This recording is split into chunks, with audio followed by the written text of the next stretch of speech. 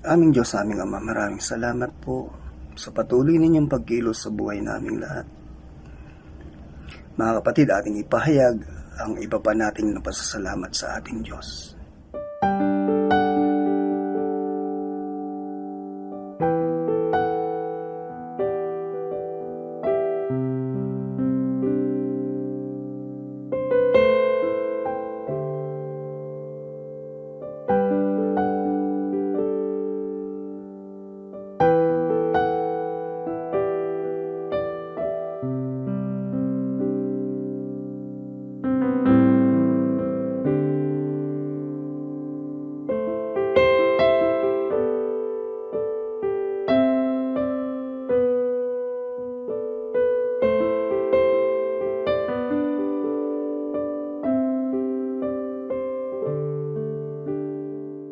Maraming salamat din po, Panginoon, sapagkat walang nalilihim sa iyo.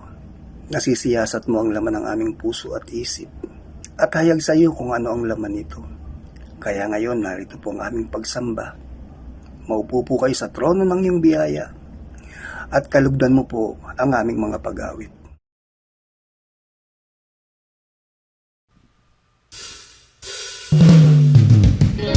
We come to your holy presence, Lord God, lifting the name of your Son, Jesus. We celebrate your goodness, we celebrate your love and grace.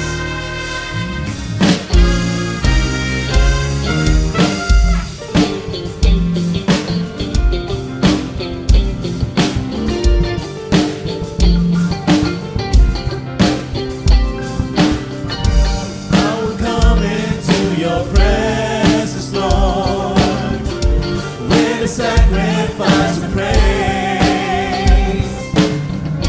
With a song I will exalt you, Lord. Blessed be your holy name. I will give you all the glory. You delivered me from shame. I'm created in your righteousness. Blessed be your holy name. Lift him up, his name be lifted higher. Lift him up, exalt his holy name. Lift him up, his name be lifted higher. Exalt his holy name. Oh, lift him up, his name be lifted higher. Lift him up, exalt his holy name. Lift him up, his name be lifted higher. Exalt his holy name.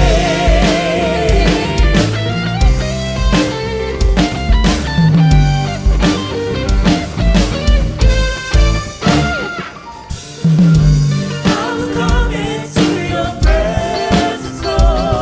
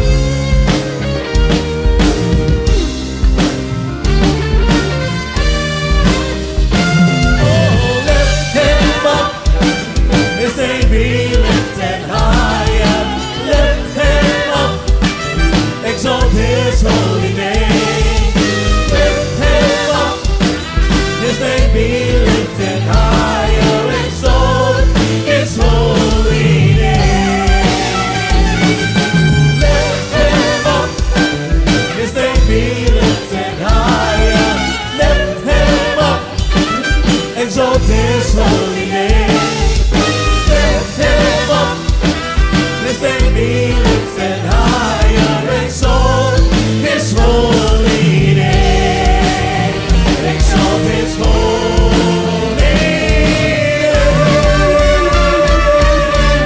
Lift Him up. Praise the Lord.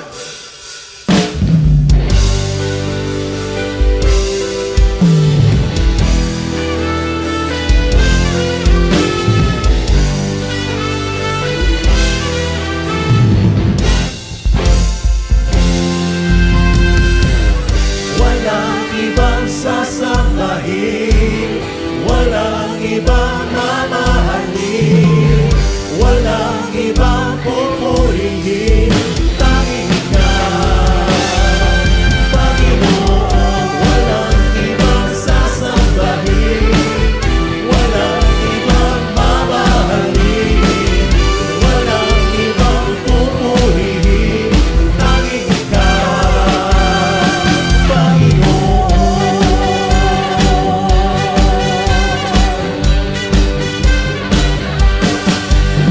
Walang ibang makarihigit sa inyo, O Diyos. Sa puso ay tanging kayo ang pupurihin ko. Walang ibang sasambahin, walang ibang mamahalin, walang ibang pupurihin, tanging Ikaw, Panginoon. Walang ibang sasambahin, walang ibang mamahalin, walang ibang pupurihin, tanging Ikaw, Panginoon.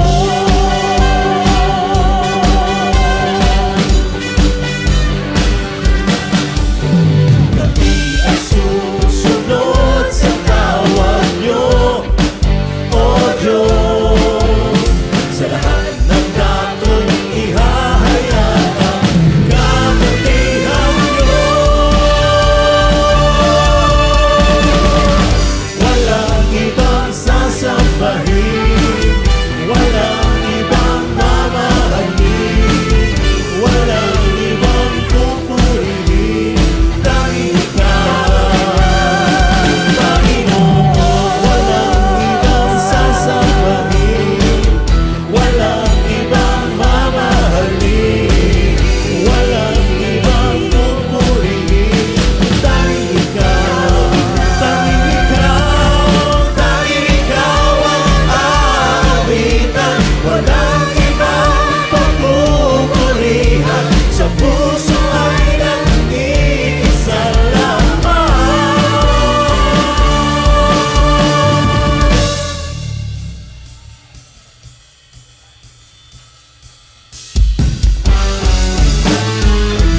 Walang ibang sasambahin, walang ibang mamahalin, walang ibang pupurihin, tanging Ikaw, Panginoon. Walang ibang sasambahin, walang ibang mamahalin, walang ibang pupurihin, tanging Ikaw, Panginoon. Tanging Ikaw, Panginoon. Tanging Ikaw, tanging Ikaw, tanging Ikaw, Panginoon. Purihin ang Panginoon. Purihin ang dakilang ngalan ng inyong anak na si Jesus na nasa aming kalagitnaan. Salamat po, Panginoon, sa pagkilos nyo, sa paghipo nyo sa aming puso at isipan, at malaya po kaming kayo ay maitaas sa aming pananambahan. Maraming salamat po sa lahat ng bagay na ginagawa niyo sa aming buhay, sa mga itinuturo niyo sa amin na maging mapagmahal, na maging maunawain. Salamat, Panginoon. Ngayon, sa katapatan ng aming mga puso, ang ngalan niyo lamang ang nais naming itaas. Ang tinig niyo lamang ang nais naming marinig. Maghari po kayo, O Diyos.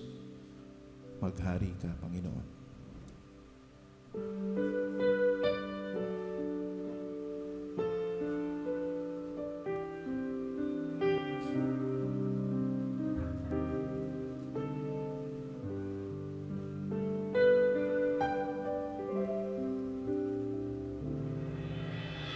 Sa'yo ako ay may awit,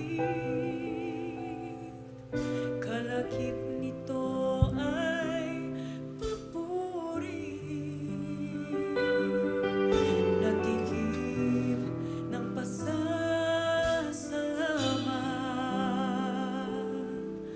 alay sa inyo ng tapat.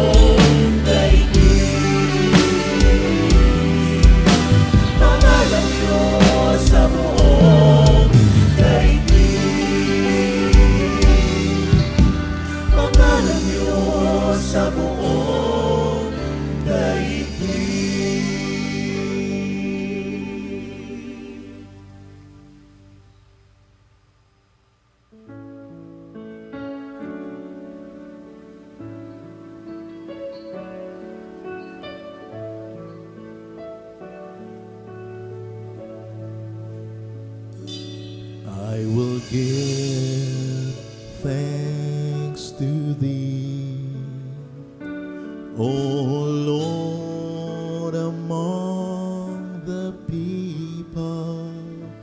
I will sing praises to thee among the nations.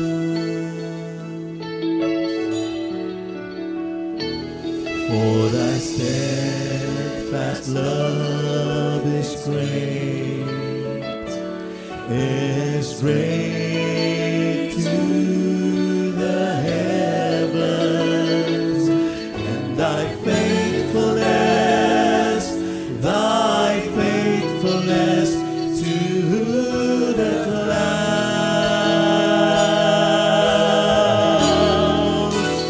Be exalted, O God, above the heavens.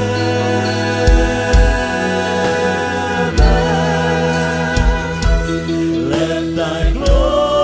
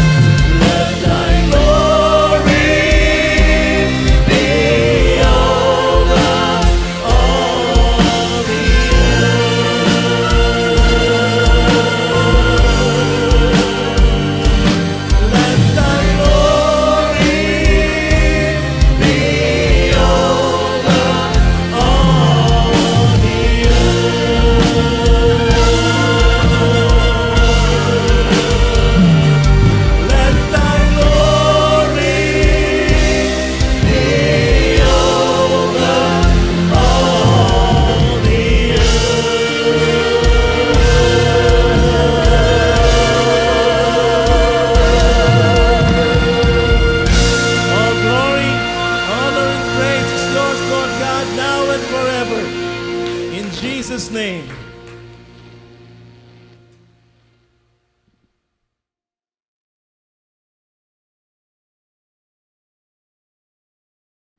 Ecclesiastes 3:1.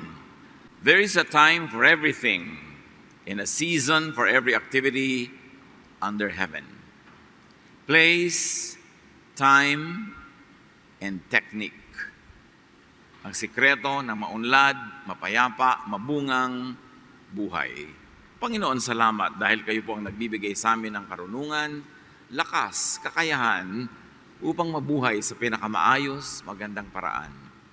Sa sandaling ito, payapain niyo po kami, pakalinisin, akayin sa inyong tama, maganda, mabuting daan. At ang dalangin namin, kayo po ang maging tagapangaral at ang liwanag ng iyong karunungan ang maging gabay namin sa buhay. Be our speaker, our preacher, our teacher, and healer. We seek you, Father, our God, in the name of Jesus, your Son, our Lord and Savior. Place, time, and technique. Life locates in different places. Iba-iba. May mga plains, mountains, valleys, forests, jungles, deserts, bodies of water, himpapawirin, kung saan-saan pwedeng malagay ang buhay ng tao. Maraming setting. And these locations really depend on one's chosen journey, one's chosen path or approach, one's mode and instrument of travel. Maraming paraan ng pagpunta sa isang lugar at ganun din sa buhay, maraming paraan para mapunta ka sa kinakalagyan mo ngayon. Ang dapat lang nating laging maunawaan, tayo'y nasa lugar na yan dahil nagpunta tayo dyan. Hindi tayo mga unwilling victims. Akala natin laging ganon? No. At the very least, we are unwilling but yet participants nonetheless in what happens in our lives. Sa ganyan kakalagayan ngayon dahil malaki ang factor na ikaw din na nagpunta dyan o hinayaan mong makaladkad ka ng sino man patungo dyan, so meron mo pa rin consent. Sa buhay na ito, tayong lahat ay nilikha ng Diyos specially, powerfully, fearfully made, at merong purpose ang Diyos para sa bawat isa. Kaya dapat maging matapat tayo sa purpose na yon. Dapat puntahan natin yung dapat puntahan, lugaran yung dapat na lugaran sa tamang panahon ng Diyos. So lumugar, stay in your place kung gusto mong maging maayos ang buhay. At mayroong choices. Puro choices sa buhay. Ang taong magiging mabunga, payapa, masaya ay yung marunong pumili sa marami mga pwedeng pagpilian.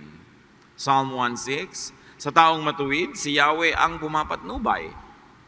Ngunit ang taong masama, kapahamakan ang hantungan. At yung matuwid at masama dito, hindi lang laging morally matuwid o masama. Yung lahat ng mali o tama ang pamamaraan, naka-classify into matuwid or masama. Proverbs 4:19, the lifestyle of the wicked is like total darkness, and they will never know what makes them stumble. Totoo nga. And wickedness is also likened to foolishness. Magkakamag-anak yung mga ganung ideya. Kaya yung mga taong kulang sa kaliwanagan ng isip, nagkakanda dapa-dapa, natatalisod, nahuhulog, nang hindi man lamang nila nauunawa kung ba't sila nadapa. Ano ang pinagkadapaan nila? Kaya pa ulit-ulit tuloy. Proverbs 3:5-6, 21-26, trust in the Lord with all your heart and lean not on your own understanding. In all your ways, submit to Him, and He will make your paths straight. Isikreto ng maayos na buhay, sumunod sa kalooban ng Diyos. So, kailangan alam mo ang kalooban ng Diyos. One of the highest goals in life, if not the highest, is to know the way of God. The ways of God. Para hindi ka nag-i-improvise ng sarili, hindi kang gumagawa ng mali o sumusunod ka sa iba. At sa bawat isa sa atin, mayroong individual, personalized na paraan ng Diyos. Kasi we were all individually, personally created by God. May kanya-kanyang nakatakda. Pero hindi ipinipilit ng Diyos. Dapat mong alamin, hanapin, at tahakin yung itinakda sa iyo ng Diyos. Ayon sa iyong giftedness, personality, inborn traits, developed, and learned ways, lahat yan ay factor para patuloy ka maging sensitive. Ano nga ba ang will ng Diyos para sa akin? Bakit niya ako ginawang ganito? Ba't ganito yung talent ko? Ba't yun ang strength ko? Ba't ganito yung weakness ko? Kinikilala ang sarili na ang reference, yung kalooban ng Diyos. Ano ang gusto ng Diyos na mangyari sa iyong buhay? Ba't ganyan ang itsura mo? Ba't ganyan ang talent mo? Ba't ganyan ang hilig mo? Yan ay pagpapahayag ng kagustuhan ng Diyos at hindi dapat baliwalain. Pagka lagi kang pumilit sa maling lugar, lagi ka nabibigo. Inilalagay mo ang sarili mo sa maling posisyon, lagi ka nasasaktan. May tamang posisyon. Do not let wisdom and understanding out of your sight. Preserve sound judgment and discretion. They will be life for you, an ornament to grace your neck. Then you will go on your way in safety and your foot will not stumble. Pag daw tayo lagi nakikinig sa tinig ng Diyos, sensitive to the will of God, magkakaroon tayo ng tunay na buhay. At hindi lang yon, beyond the basics, magkakaroon pa tayo ng ornaments, dagdag, pampaganda, palamuti ng buhay, at magiging ligtas, at hindi natitisod.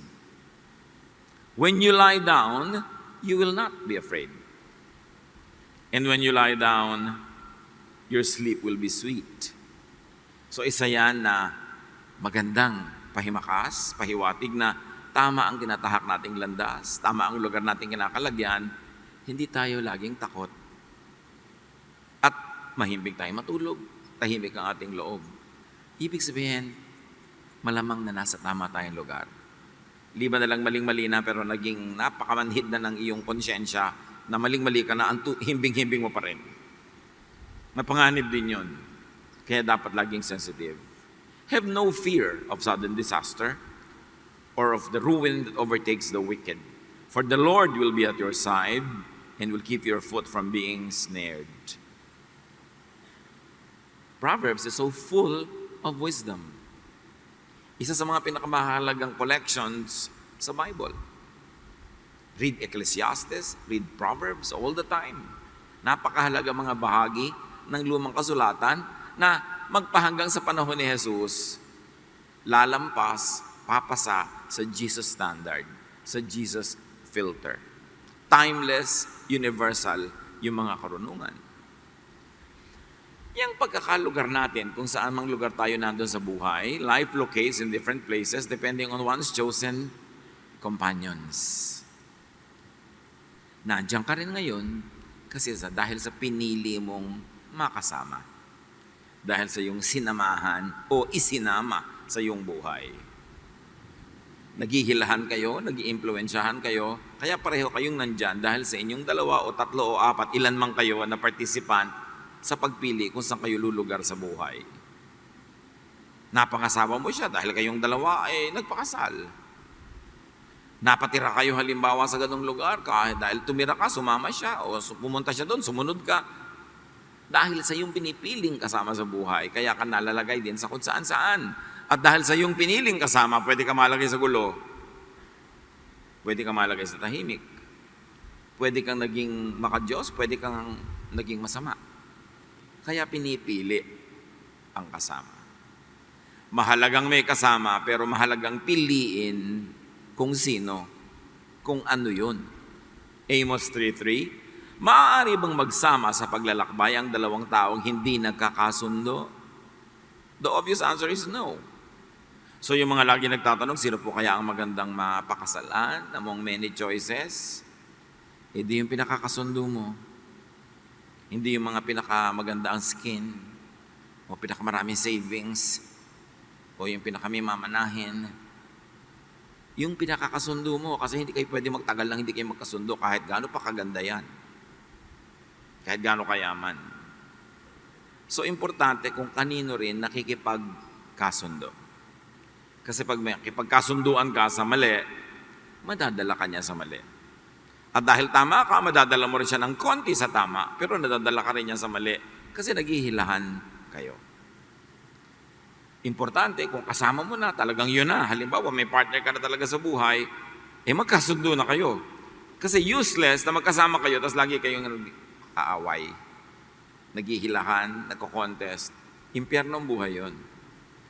So una, piliin mo kung sinong makakasundo mo. Pero kung nakipagkasundo ka na, mag-decide ka na mag-agree. It means you have to yield some things and you have to win in some areas. Pero mayroong mahalagang compromise ang partner sa buhay. Mag-asawa, magulang at anak, magkakapatid.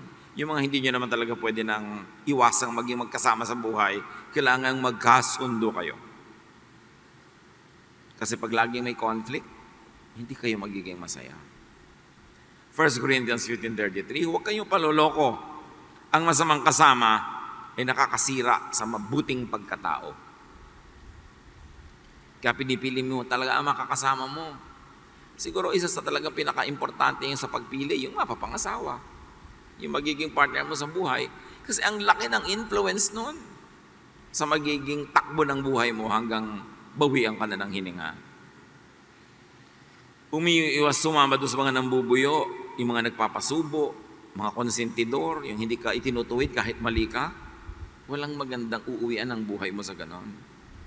Mga kamag-anak na itinutulak ka na gumastos ng todo beyond your ways of earning. Ungot ng ungot, hingi ng hingi, hindi mo naman kaya. Anong gusto niya? Mang-hold up ka? Magnakaw? Hindi mo puting kasama yon. Yung ipinapasubo ka to live beyond your means, to spend more than you earn, dapat i-correct ang ganung uri ng mga companions. Especially kung permanent relationship, like in family. Importanteng may kasama, pero pinipili yun. Ecclesiastes 4:9-12. Ang dalawa ay mabuti kaysa isa. Mas marami ang bunga ng anumang gagawin nila. Kapag nabuwal ang isa, maitatayo siya ng kanyang kasama. Kawawa ang nag-iisa, sapagkat walang tutulong sa kanya kapag siya ay nabuwal.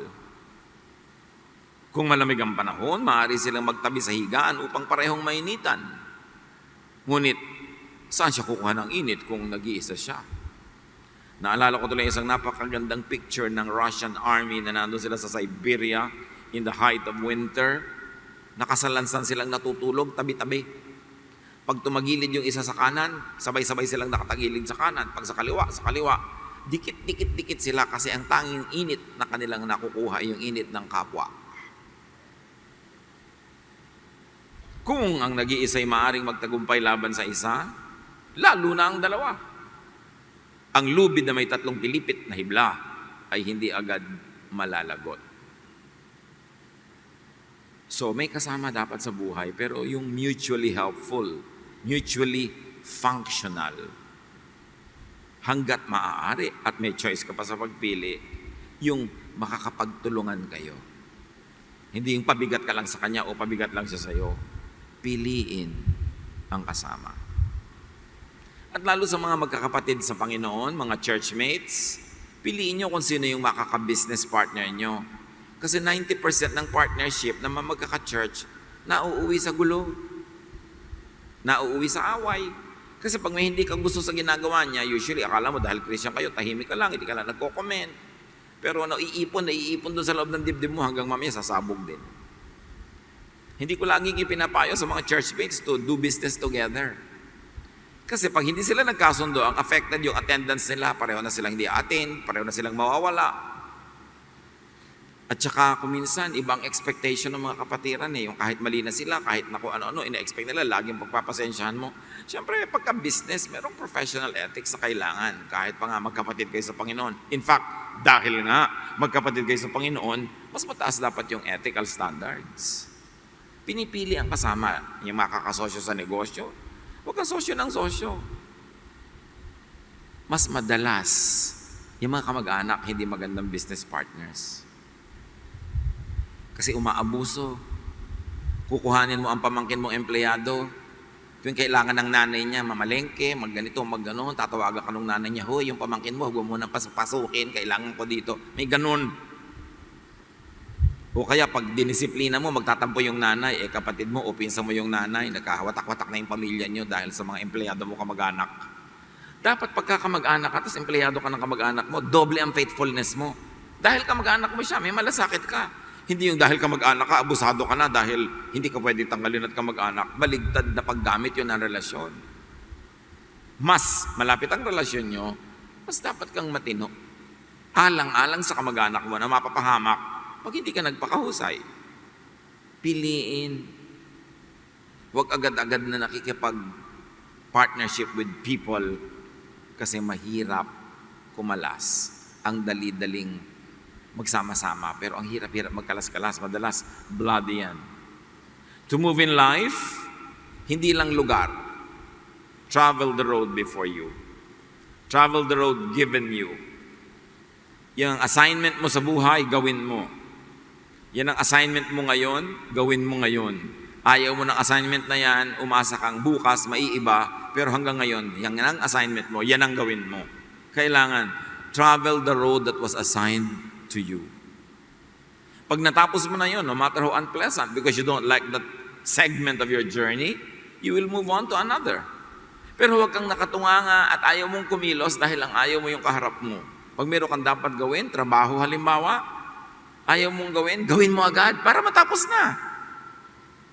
Kailangan kang gumawa ng report, magsulat ng letter, hirap na hirap kang gumawa niyan, tagal ng tagal, ilang linggo na, hindi mo pa ginagawa. No, pag maayaw mong gagawin, gawin mo agad. Para matapos, lampas ka na. Sabi nga nila, if you have to swallow a toad, don't look at it too long. Lulunin mo na yung palaka. Kung lululunin mo talaga, kesa ang tagal-tagal mong tinititigan, mas hindi mo malululun yan. Huwag naman kayo manghuli ng mga palaka sa labas kasi marami ngayon. Talinghaga lang yan. Ayaw mong linisin ang banyo dahil hindi mo enjoy na gawin yan. Gawin mo na, para tapos na.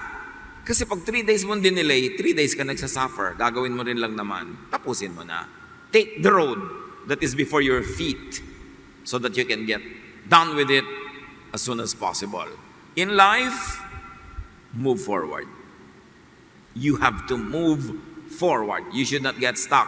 Bakit? Kahit wala kang ginagawa, lumalakad ang panahon. So pag nakatayo ka lang at wala kang ginagawa, lumalakad ang panahon, obviously, naiiwan ka ng panahon. Meron ako mga young people na nakakausap, sabi ko, yung po mga classmates ko nung araw sa high school, may mga negosyo na, may kotse na, may bahay na, ako wala pa. Ano nangyari sa'yo? Ba't sila nag-move forward? Ikaw ay hindi. Although hindi naman laging yon ang pamantayan kasi baka may iba ka na-accomplish, malay ko naman nakasulat ka ng 30,000 tula. O di accomplishment yun, kahit wala kang kotse. Pero, basta wala kang ginagawa, hindi titigil ang oras para hintayin ka. Lalakad pa rin yan. Kaya kung ikaw ay nag-enroll sa isang kurso na for 4 years, wala kang ginawang tama, naiwan ka, hindi ka pumapasa, pabalik-balik ka sa same course, graduate na yung mga kasabay mo nung simula, ikaw hindi pa. Kasi hindi ka hihintayin ng panahon. You must keep moving. At yung dapat mangyari ng Lunes, dapat mangyari ng Lunes. Kasi sa Martes, merong ibang dapat mangyari sa'yo. Sa Miyerkules, meron. Sa Huwebes, iba naman. Pero pag hindi mo ginawa yung Lunes, tas Martes na hindi mo pa ginawa yung Lunes, hindi mo rin ginagawa yung Martes, Miyerkules, Huwebes, natapos na yung linggo, wala pa nangyari sa'yo. Naiwan ka ng isang linggo. Ulit-ulitin mo yun, may iwan ka na isang buwan, isang taon. Kamisan yung iba, mamamatay na lang, malalagot ng hininga, wala pa nangyari sa buhay. Philippians 3:13-14, one thing I do, forgetting what is behind and straining toward what is ahead. I press on toward the goal to win the prize. Lumalaban ka para manalo. Sumasali ka para magwagi. Nagtatanim ka para umani. Nag-aaral ka para gumraduate. Nagtatrabaho ka para ma-promote. Laging may goal. Hindi lang pinapaandar mo ng walang nangyari ang isang araw. You need a clear goal, a clear objective, and a very clear task. May plano. Huwag ka naman maging alipin ng plano na may plano ka kasi ngayon, namamatay ng nanay mo, hindi mo pa asikasuhin dahil iba ang plano mo for today. Dapat may flexibility, pero dapat may general plan. And you should move on. Yung iba, anong gusto mong mangyari sa buhay? Gusto kong yumaman. Anong ginagawa mo ngayong araw na to para yumaman? Wala. Last week, anong ginawa mo? Wala. Last month, wala. Paano kaya yaman? Don't dream. Plan. 2 Corinthians 3:18, at ang kaluwalhatiang iyan na nagmumula sa Panginoon ang siyang nagbabago sa atin mula sa isang antas ng kaluwalhatian hanggang tayo ay maging kalarawan niya. You see, even spirituality, even our Christian life has a goal. And the goal is to be more and more like Jesus. So dapat ang lahat ng ginagawa mo, ang bunga, nagiging mas kawangis ka ni Jesus. Mas bumabait ka, mas magiging loving, mas magiging accepting of others and forgiving, hindi yung baligtad. Kasi paatras ang tawag doon. Pag sa pagtagal ng espiritualidad mo, mas nagiging kamukha ka ng mga Pharisee, umaatras ka, hindi ka umaasenso. Dapat laging ang goal mo, mamunga. Puno man na walang bunga, sabi ni Jesus, putulin na yan, sayang ang lupa. Sayang ang taba ng lupa, sayang yung liwanag ng araw. Kasi wala naman siyang bunga. Ang goal mo lagi, mamunga. Okay, musician ka. May gift ka naman na mag-compose. Ang tanong ko naman ilan ang na-compose mong kanta na nakaraang linggo, buwan o taon? Wala. Tutunga-tunga nga ka, Facebook ka. Ang gift mo, music, tapos wala kang production? Ba't ka pa nabuhay? Sayang naman mga ininom mong tubig, mga kinain mong itlog ng pugo. Sayang, kasi wala kang bunga. Ano ba gift nyo sa mundong ito? Anong ibigay ng Panginoon? Dapat may bunga. Hindi yung nag-exist ka lang, nagsusurvive ka from one day to next day to next day. Dapang nilingon mo yung linggo, buwan, taon, wala namang nangyari. Sayang. Kasi malalagot din ang hininga mo, tatanda ka, tatawagin ng Diyos, hahanapan ka ng bunga, nasaan? Anong ginawa mo sa oras mo? Yung lagi ka na lamang na nanghinayang, nagsisi sa mga hindi naganap, hindi ka na tuloy mag-move forward. Sabi ni Paul, alam niyo, ginagawa ko sa dakraan, tapos na yan, I move on. Nabigo ako noon, magtatagumpay ako ngayon. Nasaktan ako noon, papagalingin ko sarili ko at mag-move on ako. Hindi yung lagi na lang akong nagngangal-ngal tungkol sa nakaraan, mga panghihinayang sa mga hindi nangyari. Tama ng ganun mga drama. Kailangan mag-move on. Matthew 7:13-14, enter through the narrow gate. For wide is the gate and broad is the road that leads to destruction, and many enter through it. But small is the gate and narrow the road that leads to life, and only a few find it. Hindi sinikipan yung daan para konti ang makaraan. Ang ibig sabihin, konti lang talaga naghahanap. Pero kung ang lahat maghahanap, makakaraan din sila doon. Ang gusto kasi ng iba yung madali. Ang sikip naman ng daan na yan, wag na lang. Ang kipot naman ng pinto, wag na lang. May ipapagawa ka sa karpintero, gawin mo itong gano'n, ay, ang hirap naman po niyan, sir. Ba't di ka nalang mamatay kung ay mamahirapan? At kung mamamatay ka bukas, ba't di na lang ngayon? Para madali. Kasi mahirap talagang mabuhay. Yung ayaw mahirapan, hindi yun mamumunga. Kasi mahirap mamunga. Pero alam niyo ba na mukha lang madali na hindi mamunga kasi mas relax? Pero mas mahirap naman yung wala kang bunga.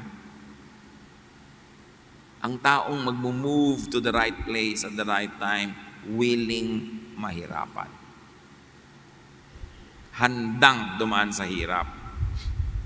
Kasi ganun ang pagtatanim.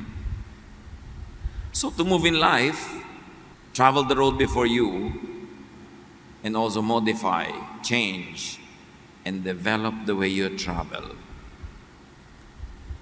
Minsan nalulungkot ako, may kakanin halimbawa sa isang probinsya. Pagbalik mo 20 years later, ganun pa rin yung balutan, walang product development. Yung pagkain madaling mapanis, hanggang ngayon madali pa rin mapanis, wala pa silang na-develop na technique. Ganun din yung babae o lalaking laging nai-inlove sa mali. Nakakapitong try na. Hindi pa mag-click, paulit-ulit. Yun at yun ang nagugustuhan eh. Yun at yun din ang ending. Dapat tayo progressive sa pamamaraan natin. Pag natututo tayo dapat sa mga pagkakamali, pagdating ng panahon, kumukonti yung mali dahil natutunan mo eh. Di bali magkamali. Ang mahalaga matuto. para huwag na maulit at huwag na magpaulit-ulit. Learn, develop the way you travel in life. May mga kilala ako, konting maambo na, nagkakaubo, kakasipon, absent sa trabaho ng 3-4 na araw, 1 linggo, pero tuwing uulan, nababasa. Hindi mo na ba matututunang magdala ng payong? Hindi ka na ba pwede magbulsa ng parka? Tuwing uulan, nababasa ka, hindi ka ba nakakahalata? At tuwing nababasa ka, nagkakasakit ka, kaya kalahati ng taon nakaratay ka, hindi ka kumikita, gumagastos pa. Paano ka aasenson niyan? Hindi ka natututo. 1 Corinthians 9:26-27. Hindi ako tumatakbo ng walang patutunguhan at hindi ako sumusuntok sa hangin. Subalit pinahihirapan ko ang aking katawan at sinusupil ko ito upang sa gayon hindi ako maalis sa paligsahan pagkatapos kong mangaral sa iba. So Paul is talking here as a trainer, at kung gagawin natin sa physical training, sa niya matapos ko mag-train ng iba, tinetrain ko din ang sarili ko para pwede akong sumali sa contest sa sasalihan nila at titiyakin kong mananalo ako doon. Discipline. Pero ang discipline mahirap. Pero yung disiplinado lang ang nagwawagi. We've got to focus on discipline, self-development. We've got to learn new ideas. You have to keep changing your mind. Hindi ka dapat in love with old thoughts. Pag meron ng bagong thoughts na mas effective, mas powerful, mas enlightened, be willing to change your mind. It is never a virtue to be conservative when it comes to the intellect. Yung iba, pag ayaw nila yung isang idea, ayaw nilang pakinggan kasi baka magbago yung ideya nila, pakinggan mo. Kasi nakikita ng sarili mong reason na dapat kang magbago, you will develop. It is very, very seldom that conservatism is a virtue. Because you're in love with the past, and the past is done, and the world had changed overnight. Kailangan handa ka doon. Kaya ang Panginoong Jesus, laging ang kanyang mga paradigm, sa kanyang mga metaphors, symbolisms, new. Laging a new covenant, a new law, new wine skin. And even Romans says, be changed by the renewing of your mind. Ang taong aasenso, malalagay sa tamang lugar, kikilos sa tamang oras, is always changing her or his mind for the better. Laging naghahanap ng paraan para ang isip, pakinabangan. Dapat ang utak natin, hindi museum, hindi koleksyon ng mga luma na hindi na naiiba. Dapat ang utak natin ay garden kung saan napakaraming bagong seeds na tumutubo, mga bagot, iba-ibang variety para dumadami ang mga bunga na nakikita natin at pinapakinabangan sa buhay. Travel and develop the way you travel, or you do not move. You get stuck. You don't grow. Ang frustration na lang ni Paul sa mga tao sa Corinth, katitigas ng ulo, kababagal matuto, sukdo lang pati mga babae doon, pinatahimik niya, huwag kayong magtuturo, huwag kayong kikibo, walang maingay, kasi nga hindi sila matuto. 1 Corinthians 3:2, I gave you milk, not solid food, for you were not yet ready for it. Indeed, you are still not ready. You are still worldly. You are still infants. Gustong-gusto ni Paul magturo ng mas matataas na katuruan, mas malalalim, mas malalawak, pero hindi niya magawa. Kasi yung utak ng mga tao sa Corinth, maliit. Ayaw matuto. Pinagpipilitan yung dati na. Sabi niya, nakaka-frustrate kayo? Ang tatandaan nyo na, gatas pa lang yung diet. Dapat sana iba-iba na, ang dami na. At alam niyo mga kapatid, sa church, even today, that can be the situation. Hindi maturuan yung mga tao ng mas malalalim, matataas, malalawak na bagay. Kasi in love na sila doon sa unang-unang theology na natutunan nila nung first 3 months na sila ay sumama sa Panginoon. At pag tinuruan mo ng iba, magagalit. Ayaw na nilang baguhin ang isip nila. Stuck. That was the dilemma of Paul. He could not teach higher teachings. So napaka-importante yung nasaan ka. Nasaan ang iyong katawan? Nasaan ang iyong utak? Saan nakalagay yung utak mo? Anong level? Anong lugar? Anong orientation? Because it will determine the quality of your life. Now, life is also governed not only by places, but also by different times. May day, may night. There are different weathers and climates and seasons. Lahat yan likha ng Diyos. Huwag mong labanan. Sakay ka lang. Ayaw mo pala ng malamig na klima, huwag kang tumira sa mga countries na malamig. Ayaw mo sa mainit, huwag ka doon sa mainit. Wala naman namimilit sa'yo. Kailangan lang, kung nandyan na at wala ka na magawa, huwag mong labanan. Sabayan mo. Ecclesiastes 3:1, ang lahat sa mundong ito ay may kanya-kanyang panahon. May kanya-kanyang oras. So do your time. Flow with your time. Mahalaga. Huwag mong labanan ng oras. O oras ng antok, itulog. Oras na hindi ka makatulog, bumangon ka. Gumawa ka ng wood carving. Maglinis ka ng mga cabinet. Hindi ka pala makatulog, pabiling-biling ka sa higaan mo. Ba't di ka bumangon? Igising ka. Sa abutan ka na ng umagang pabiling-biling, mabuti pa bumangon ka na lang, nagtanim ka ng pechay. May naitanim ka, kahit gabi. Huwag mong labanan kung ano yung takbo ng panahon. Psalm 104 verse 23, people go out to their work, to their labor, until evening. So pag oras ng trabaho, magtrabaho. Pag oras na ng pahinga, magpahinga. Pero ang hindi tatrabaho sa oras, hindi rin niya kaya magpahinga sa oras. Kasi ang pahinga ay bunga ng trabaho. At pagka hindi ka nagtatrabaho, hindi ka makakapagpahinga. Lagi ka nagwo-worry, wala kang kita, wala kang ani, wala kang mga bunga. You will never be able to rest. That's why the woman of Proverbs 31 can laugh at the days to come. She will laugh and be cheerful about expenses that are to come. Why? Because she works hard at the right time. May tamang oras. May tamang panahon. Proverbs 10:5, at harvest season, it's smart to work, but stupid to sleep. I-apply nyo yan sa lahat. At school time, it's smart to go to school, but stupid to be absent and be in the mall. Or it's smart to be attentive to the lesson, but stupid to keep on texting under the desk. At worship, it is smart to focus on the message of God. It's stupid to do other things. Like nagte-text ka sa loob ng bag mo. Kita rin niya ng Diyos. Nandun din siya sa bag. Tapos ang sinasabi mo lang pala, diba? Eats ka na. Musta na yun? Bakit hindi na lang mamaya yan? Parang ikamamatay na ipaghintay. Dapat kung nasan ka, makinabang ka doon. Yung iba, manonood ng sine, tapos tutulugan. Tapos kung kailan naman matutulog sa bahay, doon hindi matutulog. Binabaligtad ang oras. Merong mga mag-asawa, na 10 buwan na nasa barko yung lalaki. 2 buwan lang sila magkasama para masaya. Doon pa nag-aaway. Ba't hindi nila kayo mag-aaway habang nasa barko siya? At least hindi kayo magkakasakitan.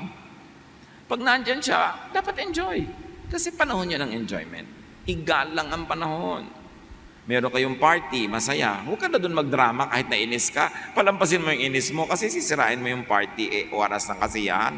Malaking investment nyo, nagkagastos kayo para mag-party, tapos bininimangot ka. Sayang. Kung ano ang ibinibigay ng panahon, entertain it. Because it will never last. That too will pass. Psalm 30 verse 5, weeping may stay for the night, but rejoicing comes in the morning. Ang ibig sabihin lang naman, nothing is forever.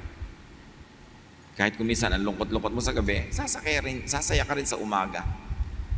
Just survive the night. Because your redemption will come on time. Hirap na hirap ka ngayon. Nagpapaaral kayo ng 3 anak sa kolehiyo, hirap na hirap kayo. Just survive it. Lalabas din yan. Pero ang hirap-hirap nung hirap na kayo, nag-aaway pa kayo, nagkakagalit pa kayo, tapos wala kayong ginawa, kundi pagalitan din yung mga pinag-aaral nyo, naiinis pa sa inyo, imbes magpasalamat. Pagkalipas ng panahon na yon, wala kayong bungang maganda. Be wise when you handle time. It's a time of difficulty, then go through it. Lilipas din yan. Namatayan ka, malungkot ka, then be sad. Why deny it? Lumilipas din. May mga lungkot na hindi 100% mawawala, pero guaranteed, mababawas-bawasan ang hapdi pagdaan ng panahon. Just survive it. Panahon eh. There's a time to die. There's a time to be born. A time to embrace. A time to stop embracing. A time to gather stones. A time to scatter stones. A time for war. A time for peace. Ganon talaga. Yun ang buhay. Huwag labanan. Hindi ka mananalo. Mapapagod ka lang. Psalm 30:11. Pinawi mo itong aking kalungkutan. Pinalitan mo ng sayaw ng kagalakan. Pagluluksa ko ay iyong inalis, kaligayahan ang iyong ipinalit. Ito ang naghihintay sa mga anak ng Diyos. Kahit dumadaan sila sa hirap, kasi may Diyos tayo. Alam niya ang kalagayan natin. At kung pinapayagan niya ang isang sitwasyon, di man natin naiintindihan, magtiwala tayo na alam ng Diyos ang ginagawa niya. Your redemption comes on time. Just go through your night. Walang gabi na sobrang haba na hindi nag-umaga. Nag-uumaga din.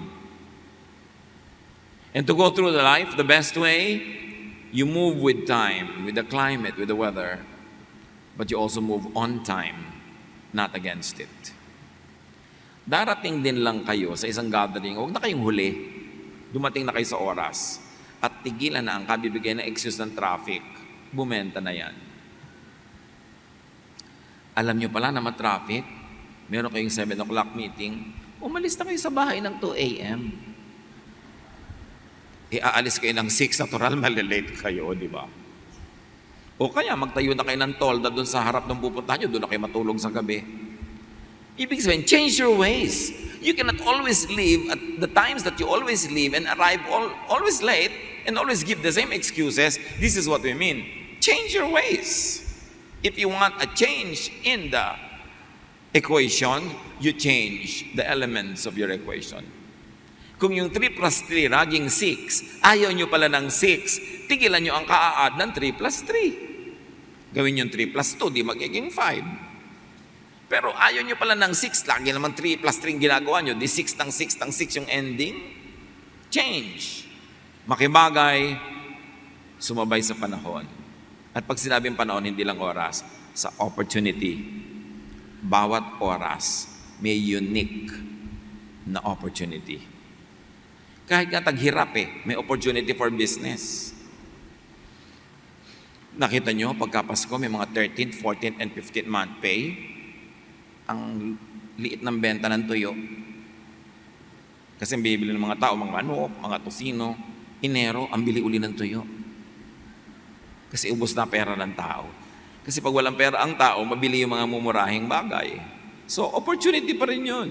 Pero hindi yung wala na silang pera, Enero, nagtitinda ka pa ng hamon. Tapos na ang panahon. Pero sa tamang panahon, sasabay ka, aasenso ka. Colossians 4:5, make good use of time. And time also means, as we have said, opportunity. Samantalahin ang bawat pagkakataon. Nagkamali ang asawa mo. Nagkamali ang magulang mo, ang anak mo, ang kaibigan mo. Nagkamali ang empleyado, nagkamali ang coworker. Anong opportunity ino-offer ng mga kapatid na hindi nyo dapat palampasin? To forgive. Because we are not always given the opportunity to be on the forgiving end. Madalas tayo yung nasa end na dapat patawarin. Pero yung nagkaroon ka ng pagkakataon na nasa kamay mo ang pagbibigay ng patawad, tas di mo ibinigay, sayang ang opportunity. Sayang. Panahon na para ka maging hero, maging dakila, maging mabait. Aalalahanin na niya buong buhay na pinatawad mo siya, pero di mo pinatawad, hindi sayang ang chance. Meron kang kamag-anak na nag-aaral, kulang na kulang sa pang-enroll. Anong opportunity mo yon?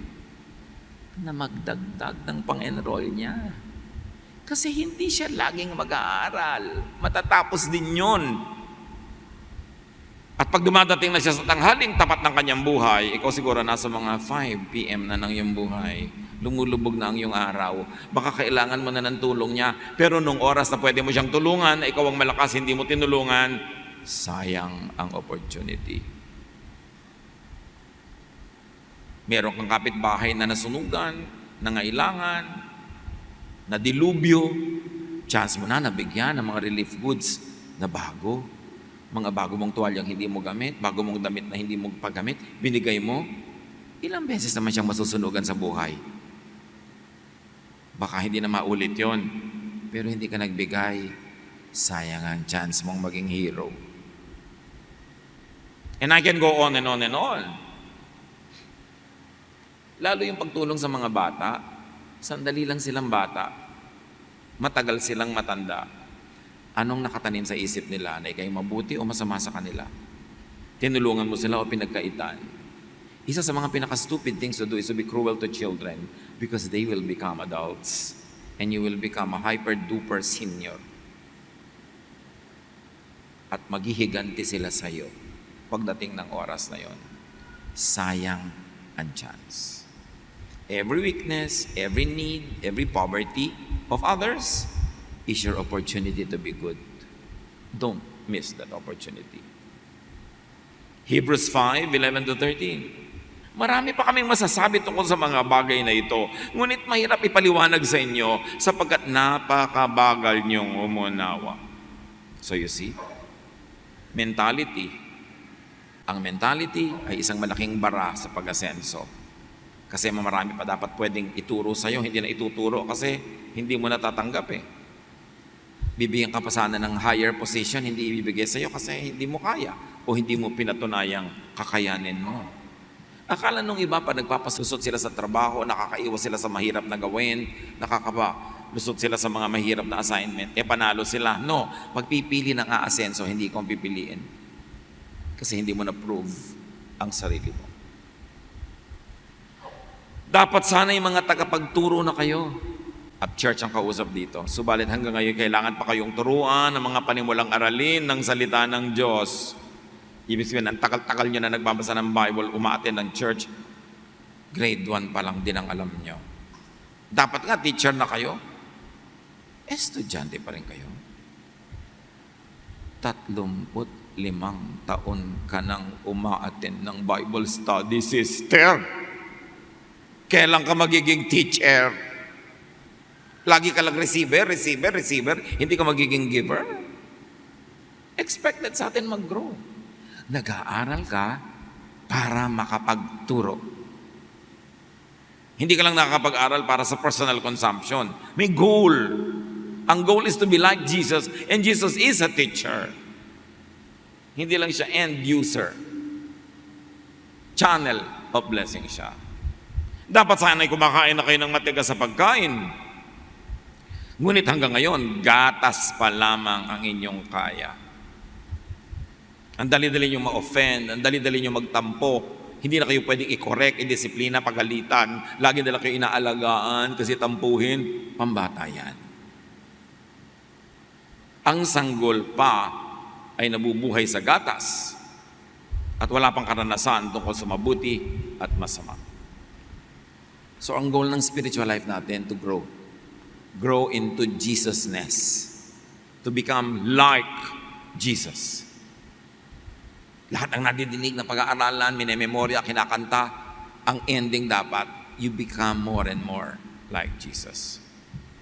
Now, to go through the life the best way, you apply the best technique. Singer ka, dapat lagi kang nag-vocalization, nag-aaral, nagdidisiplina, para better and better ang iyong singing. Ano man yung skill mo na bigay ng Diyos, tungkulin mo yan sa Diyos na alagaan at paasensuhin. Ephesians 5:15-16. Kaya't mag-ingat kayo kung paano kayo namumuhay. Mamuhay kayong tulad ng matatalino at di tulad ng mga mangmang. Gamitin ninyo ng lubusan para sa mabuti ang bawat pagkakataon. Kaya importante, sumama sa marunong, sumunod sa marunong. Kung di man ikaw yung pinakamarunong sa inyong grupo, lagi kang sumama. Yung mga laging ayaw na pinagbasa mo, ay nosebleed po, pastor.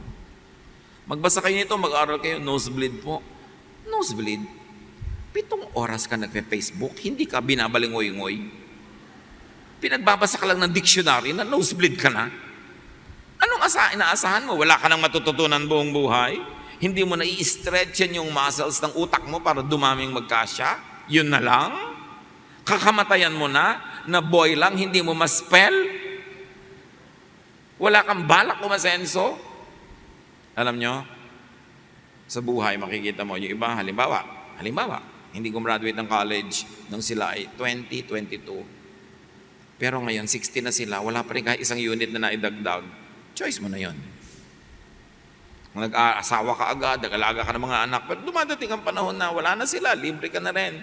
Pwede mo pang gawin yung mga dapat mong gawin. Wala na ba tayong balak? Gawin yung mga hindi natuloy nung araw? Kakamatayan na natin yon. Lalo't kung gusto nyo, dapat gawin nyo. Mahirap po Ganun talaga, mahirap. Yung naghihirap lang naman ang nag-aani. Galatians 6:9, kaya't huwag kayong mapagod sa paggawa ng mabuti. Sapagkat pagdating ng takdang panahon, tayo ay aani kung hindi tayo susuko. Huwag susuko. At lalo na, huwag isuko kung anong tunay na mahalaga sa inyo. Paglaban nyo yan. Sabi nga nila, kung gusto mo nang sumuko ngayon, sabihin mo lang, bukas na ako susuko. At bukas, sabihin mo ulit, bukas na ako susuko. Hanggang hindi mo napansin, natapos mo na yung dapat mong tapusin. Proverbs 30:25, ants are creatures of little strength, yet they store up their food in the summer. Ang liit ng utak ng langgam, di ba? Ang liit nga ng langgam.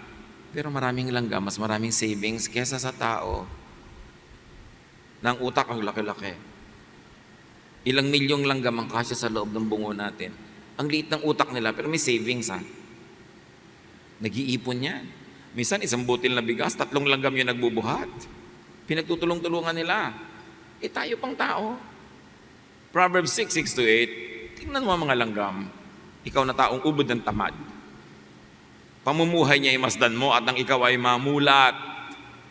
Sila'y nag-iimbak ng pagkain sa tagaraw, kailangay iniipon kung panahon ng anihan. Tambak-tambak ang leksyon para sa atin. Para kumilos sa tamang panahon, tamang lugar, tamang teknik. Yung langgam may teknik Minsan may buhat-buhat siyang pagkain na 5 times bigger sa kanyang sariling katawan. Dahil sa teknik. Kaya yung mga ginang na ang galing ng teknik, ang keso, pag hiniwa nila, ang nipis-nipis, pag dumaan ang hangin, lumilipad. Teknik. Kasi ang lahat ng 4 na anak niya magkakaroon ng keso. Dapat may teknik ka para mapagkasya mo yung dapat pagkasyahin at maimpok mo yung sobra. Hindi laging kulang, hindi laging mali, paulit-ulit. Now, life is given and assigned places and times, and to get the most out of life, be wise and know which, when, how, and how much to accept as is, and which to modify, to change in life's given places and times. Sinusuri kung ano ang tatanggapin, lululun na lang, at sinusuri kung anong pwedeng palitan, baguhin. 1 Thessalonians 5:21, suriin ninyo ang lahat ng bagay at panghawakan ang mabuti. Philippians 1:9-10, I pray that you will fully know and understand how to make the right choices. Your life is your choice. Mostly. Malaki ang factor ng choice. Change what could and should be changed. 1 Corinthians 13:11, nung ako'y bata pa, ako'y nagsasalita, nag-iisip at nangangatuwiran tulad ng bata. Ngayong ako'y mayroon ng sapat na gulang, iniiwan ko na ang mga asal bata. Sa lahat ng larangan ng buhay, dapat i-apply yon. You should not be a child forever. Now, while you change what can be changed, you accept what cannot and should not be changed. Jeremiah 13:23, can an Ethiopian change his skin or a leopard its spots? The answer is no. Accept what you cannot change. And very especially in families, accept people's inborn nature. Huwag nyo silang baguhin kung talaga imposible. Mag-aaway lang kayo, maghihiwa-hiwalay, magkakagalit, wala pa rin mangyayari. Ecclesiastes 1:15, hindi na maitutuwid ang baluktot at hindi na mabibilang ang wala. Tanggapin mo na yun. At napakahalaga nung tinatawag na serenity prayer ni Reinhold Niebuhr. Lord, grant me the serenity to accept the things I cannot change. Courage to change the things I can. And wisdom to know the difference. Yung kaya kong baguhin, bigyan mo ko ng lakas ng loob na baguhin. Yung dapat tanggapin, bigyan mo ko ng karunungan na tanggapin. At nawa, malaman ko kung alin ang pwedeng baguhin at alin ang dapat tanggapin na lang para tahimik ang buhay. Develop and apply the best and most suitable technique in your life. Pag ang laging ending, gulo, hirap, away, hindi yun ang best technique. Change your way. Importante at basahin ninyo ang Psalm 1:1-3. Punong-puno ng karunungan. Blessed is the one who does not walk in step with the wicked, or stand in the way of sinners, or take the seat in the company of mockers. But those delight is in the law of the Lord, and who meditates on his law day and night. That person is like a tree planted by streams of water, which yields its fruit in season, and whose leaf does not wither. Whatever they do, prospers. Prosperity ang ending pag tama ang ginagawa. Psalm 37:23-24. The Lord makes firm the steps of the one who delights in him. Though he may stumble, he will not fall, for the Lord upholds him with his hand. To give the most to life, to get the most out of life, know your correct place. Do your correct thing at the right time. John 10:10, sabi ng Panginoon, I came that you might have life and have it to the full. And most of the fullness of that life will depend on correct placement, correct timing. Dear Lord, teach us the relationship between time and place and technique, so that this short life here on earth may be lived to the fullest. Walang masayang, kundi matamasa namin ang lahat ng nais mong matamasa namin at maibigay din namin sa iyo at sa kapwa ang lahat ng assignment namin na ibigay sa kanila. So madali natin pagbulay-bulayan ang kahulugan nito sa ating mga personal na buhay. Spend some time in silent reflection.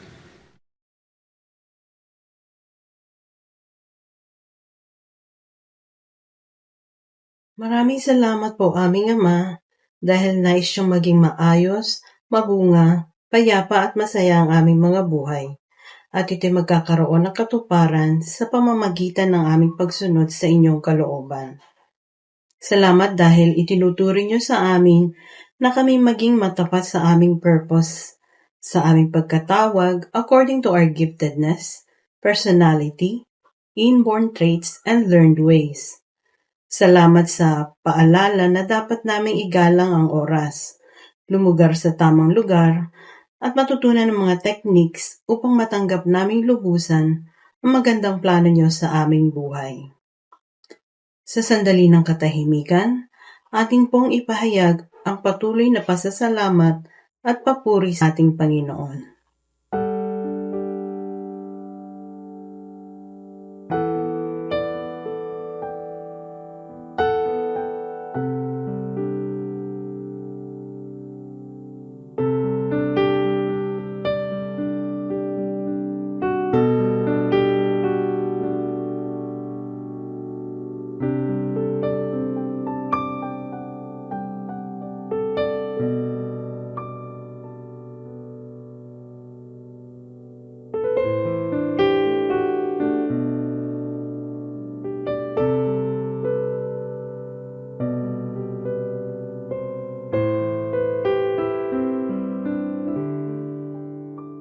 Panginoon, salamat po sa mga blessings na aming natanggap at matatanggap buhat sa inyo.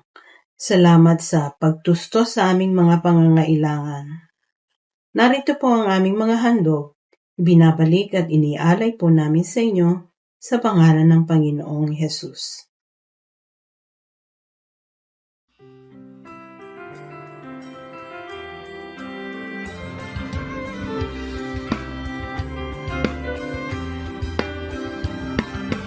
Aking mga kamay, naghahan ng tanging alay, mula sa puso ko'y tigil, sa salamat na hatid.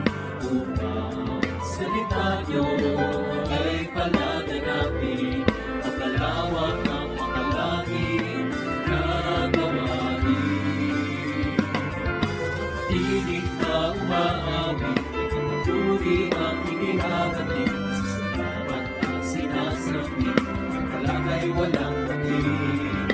Upang sayang ibinabalik, pagkabiyayang galing sa langit, tunay na mayaman ang inyong pag-ibig. Ang aming alay, O Diyos, ay tanggapin. Handog na pinakamainam ang aming nagalhin. Lahat ng ito'y sa inyo dinamdalin. Manalaan tungo sa inyong gawain. Aming alay, O Diyos, ay tanggapin. Handog na pinakamainam ang aming nagalhin. Lahat ng ito'y sa inyo dinamdalin. Nakalaan tungo sa inyong gawain. Lumapit sa Diyos na may likha sa ating mundo. Alam kayo naman siya nawa. Siya nawa.